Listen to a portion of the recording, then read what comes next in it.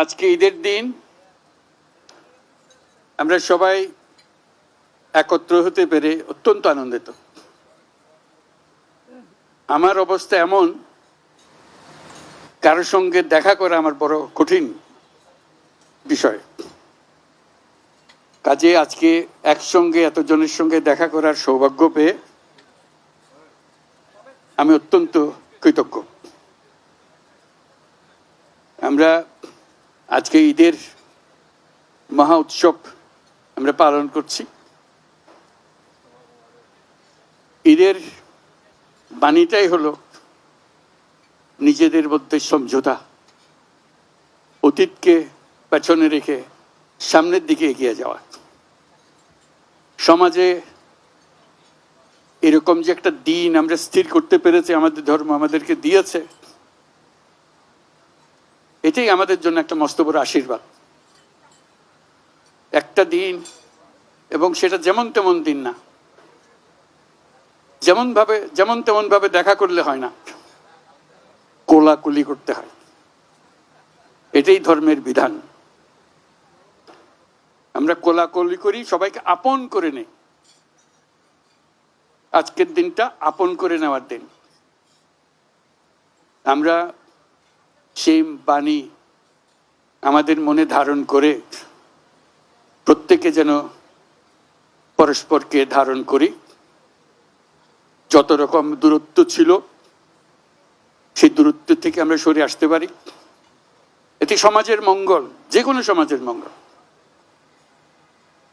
সেই সমাজের মঙ্গল আমরা যেন আগ্রহ সহকারে নিজেদের মধ্যে আত্মস্থ করতে পারি। সেই জন্য এবারের ঈদ অত্যন্ত গুরুত্বপূর্ণ ঈদ, যাতে আমরা পরস্পরের কাছে আসি, পরস্পরের দূরত্ব থেকে আমরা সরে আসতে পারি, জাতিকে সমাজকে ঐক্যবদ্ধ করতে পারি। কারণ এই ঐক্যবদ্ধ হওয়াটা আমাদের জন্য, এই সমাজের জন্য বিশেষভাবে জরুরি। সেটা যেন আমরা অর্জন করতে পারি।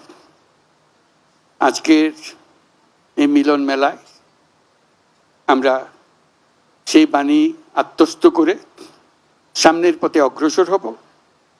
আমরা পরস্পরের প্রতি সহনশীল হব। শুধু সহনশীল নয়, তার চাইতে বেশি আমরা পরস্পরের সাথে বন্ধুত্বপূর্ণ সম্পর্ক স্থাপন করব। এর মাধ্যমেই সমাজে শান্তি আসে। বাংলাদেশে শান্তি অত্যন্ত জরুরি।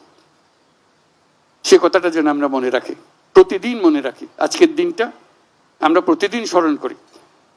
আমরা দেশে শান্তি চাই, যাতে মানুষ নিজ মনে নিজের আগ্রহে দিন চলতে পারে, কারো ভয়ে কোনো ভয়ে ভীত হয়ে তাকে চলতে না হয়। আমরা সবাই সবার মঙ্গল কামনা করি। জাতির জন্য শান্তি চাই এবং পৃথিবীর জন্য শান্তি চাই। আমরা সারা পৃথিবীর জন্য আমরা শান্তি চাই। Your Excellencies, I'm just emphasizing that this is a day for unifying the nation, unifying the people, so we can overcome all our distances, all our differences, and build up unity among us. And the nation needs that unity, particularly this time that we are passing through our history. It's very important. So I hope you will help us to build this unity and move forward. Bangladesh deserves more. Bangladesh has a future which has not been explored. We want to explore that. We want to make that future come true. So that's where it begins, unifying the nation, building the nation to move forward. Let's do that. Thank you very much for your patience. Eid Mubarak again. Thank you.